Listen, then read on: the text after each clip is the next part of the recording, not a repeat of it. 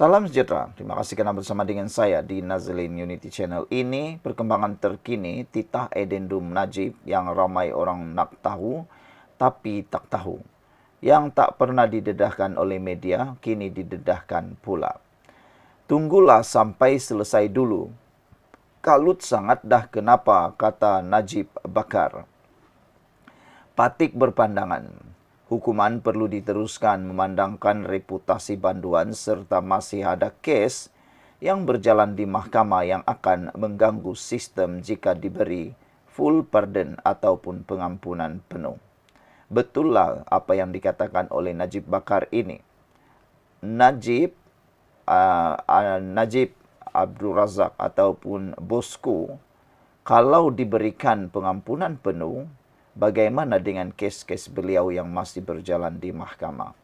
Mudah cakap begini sajalah, kalau Najib dikeluarkan di penjara dan telah mendapat hukuman tahanan rumah dan akhirnya diberi pula pengampunan penuh, bagaimana dengan kes-kes 1MDB beliau yang lain? Salah satunya sekarang ini sedang berjalan di arah membela diri. Kalau dia didapati bersalah lagi dalam kes itu, adakah Najib akan dimasukkan lagi penjara dan berlaku lagi kontroversi yang sedang berjalan seperti sekarang ini, yaitu titah edendum berulang dan berulang dan berulang lagi.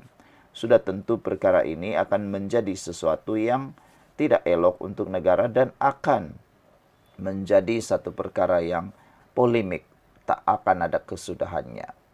Ini dikatakan oleh Najib. Ini dikatakan petikan maklum balas Peguam Negara dalam minit mesyuarat Lembaga Pengampunan berkaitan Najib Razak yang tersibar di TikTok. Oh, rupa-rupanya petikan yang saya baca tadi itu ialah maklum balas Peguam Negara dalam minit mesyuarat Lembaga Pengampunan berkaitan Najib Razak yang tersebar di TikTok. Patik berpandangan, hukuman perlu diteruskan memandangkan reputasi banduan serta masih ada kes yang berjalan di mahkamah yang akan mengganggu sistem jika diberi full pardon. Tak berani saya nak kongsi sebab OSA. Saya highlight bahagian ini sahaja sebab Najib Razak masih ada kes yang sedang berjalan. Salah satunya kes 1MDB. Kes itu pada 10 Januari lalu baru dia cakap Jolo yang bagi nombor akaun peribadi dia kepada kerabat Arab Saudi. Wah, kes 1MDB yang sedang berjalan pada 10 Februari lalu, baru Najib cakap Jolo yang bagi nombor akaun peribadi dia kepada kerabat diraja Arab Saudi. Hebat jugalah Jolo ni kan, sampai nombor akaun Najib pun dia miliki. Sedangkan sebelum ini Najib bosku pernah menafikan mengenali Jolo. Beliau menyatakan beliau tak pernah kenal Jolo. Akhirnya, nombor akaun dia pun dimiliki oleh Jolo. Wah, hebat juga. Kes yang dia dapat pengurangan hukuman itu kes SRC Internasional. Analoginya beginilah. Hang nak minta diskaun dari satu vendor. Vendor tu yang akan handle makanan, kemah, sound system. Hang baru selesai bincang menu makanan, tapi hang dah minta bil, nak bayar cepat dengan diskaun yang melampau banyak. Vendor pun kerut kening tengok harga minta diskaun tinggi sangat ini. Padahal hang tak bincang lagi bab kemah, sound system. Tunggulah semua selesai dulu. Minta diskaun sekaligus dalam satu bil yang sama, kalut sangat, pasal apa? Kata beliau. Wow, hebat juga kan? Hebat juga apa yang dinyatakan oleh Najib Bakar ini. Tunggulah semua selesai dulu, kalut sangat dah kenapa? Kata Najib Bakar.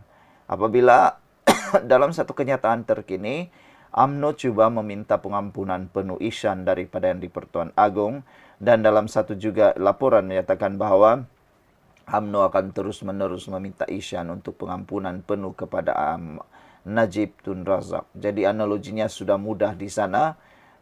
Hang nak minta diskaun dari satu vendor itu yang akan handle makanan, kemah, sound system dan sebagainya.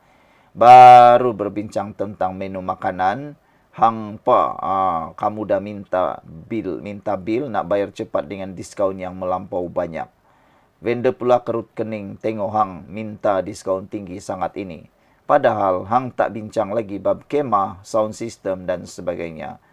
Jadi persoalannya sekarang, tunggulah semua selesai, minta diskaun sekaligus dalam satu bil yang sama. Kalut sangat, apa pasai pula. Salam sejahtera, terima kasih kerana bersama dengan saya di Nazlin Unity Channel. Semalam selepas isu saman 60 bilion terhadap pemfitnah, penyebar berita palsu tentang titah edendum, walaupun telah dinafikan berkali-kali tetapi tetap juga mempertahankan atau menegakkan benang yang basah, walaupun telah dinyatakan berkali-kali bahawa titah edendum tiada masuk dalam dokumen, tidak diterima sebagai tidak dimasukkan atau tiada dalam senarai dokumen rasmi yang diterima, masih juga mereka menuduh kononnya menyorokkan. Akhirnya ini pula yang timbul, lebih dahsyat, lebih ngeri dan lebih luar biasa. Tangkap zaman Mahathir, dakwa zaman Muhyiddin, penjara zaman Ismail Sabri, akhirnya Anwar juga yang salah. Yang ini memang tepat. Yang menangkap itu Mahathir. Yang mendakwa itu zaman Muhyiddin. Yang memenjarakan itu zaman Ismail Sabri. Akhirnya Anwar Ibrahim juga yang salah. Saudara-saudara sekalian, harus diingat, tiga itu adalah sama-sama bertanggung jawab dalam isu pemenjaraan Najib.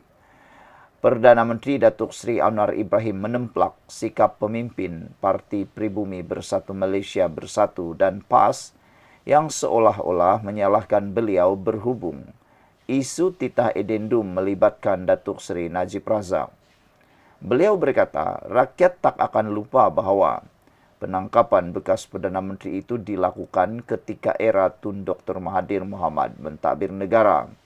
Kemudian pendakwaan era Tan Sri Muhyiddin Yassin. Sebelum Mahkamah Persekutuan mengekalkan sabitan Mahkamah Tinggi era Datuk Seri Ismail Sabri Yaakob.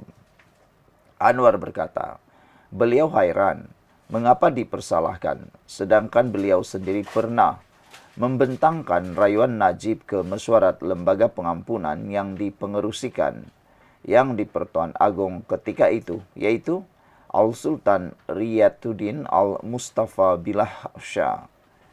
Mengapa harus pertimbang? Kerana dia pernah jadi Perdana Menteri, Menteri Besar, pernah ada jasa pada negara. Kedudukan dia di penjara, laporan penjara baik, tak ada timbul masalah. Kesihatan dia umumnya baik, tapi sesekali pergi hospital ulang-alik. Itu pandangan saya bagi sepenuhnya. Jadi terpulang kepada yang di Pertuan Agong ketika itu. Yang di Pertuan Agong tangguh keputusan 2 kali sehingga Januari tahun lalu. Dan Januari dikurangkan hukuman dari 210 juta kepada 50 juta ringgit dan penjara 6 tahun dari 12 tahun, kata Anwar Ibrahim. Saya bukan ahli lembaga pengampunan. Saya ahli sebelum 2023. Kerana masa itu saya jalankan tugas Menteri Wilayah Persekutuan. Selepas itu baru saya lantik Datuk Dr. Zaliha Mustafa. Dia hadir, saya tak hadir, kata Anwar Ibrahim lagi.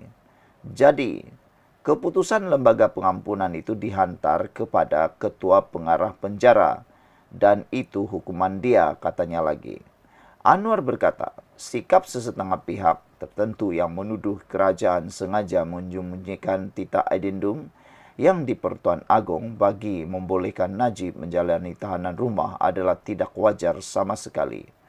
Surat itu dihantar kepada Peguam Negara, bukan kepada saya, bukan kepada ahli lembaga pengampunan. Dan Peguam Negara kemudian, bila Agong ganti, diserah kepada Istana Negara. Kerana Agong yang pengerusikan lembaga pengampunan, itu keadaan dia, bukan kita sorok, kata Anwar lagi. Beliau berkata demikian sewaktu berucap di program Muhibah Madani Anjuran Yayasan Muhibah Malaysia di sini pada Sabtu. Terdahulu, jurucakap Kerajaan Perpaduan Fahmi Fadzil yang juga Menteri Komunikasi berkata, Kerajaan mengambil masa untuk mengiktiraf kewujudan titah edendum berkenan kerana perlu berpandukan proses yang berlaku dalam mahkamah. Kita tertakluk kepada prinsip subjudis, maka kita akur dan patuh. Proses di mahkamah itu diteruskan, katanya lagi. Pada Isnin lepas, Mahkamah Rayuan Putrajaya membenarkan Najib memulakan prosiding semakan kehakiman bagi suatu perintah untuk memaksa kerajaan atau 6 pihak lain menjawab dan mengesahkan kewujudan titah edendum. Titah edendum berkenan didakwa diperkenan oleh Yang di-Pertuan Agong ke-16 yang dikatakan membolehkan bekas Perdana Menteri itu menjalani baki hukuman penjara di bawah tahanan rumah bersabit kesalahan penyelewengan dana SRC Internasional Sendirian Berhad berjumlah 42 juta ringgit. Sementara itu, dalam ucapannya Anwar juga berkata beliau hairan dengan sikap sesetengah pemimpin parti yang mempolitikkan isu tersebut, khususnya PAS yang satu ketika dahulu menghentam Najib dari hujung rambut sampai hujung kaki. Katanya lagi, beliau mengharapkan agar pihak berkenan turut bersuara dalam memperjuangkan nasib orang lain yang turut didapati bersalah atas kesalahan mencuri. Ini dunia. Ada orang kata Anwar harus ditangkap dan harus digantung, dihukum gantung. Ini politik sekarang ini, saya tak ada masalah. Tetapi apa dia yang PAS ini dahulu punya hentam Najib dari hujung rambut sampai hujung kaki. Lah ini sekarang junjung kerana politik, kata Anwar lagi. Tapi kerana banyak fitnah, semua nak jadi pakar, nak jadi hero. Kalau nak jadi hero rakyat. Belah orang susah ramai. Berapa ramai orang susah masuk jail kerana curi motor? Mana dia suara hangpa, kata Anwar Ibrahim.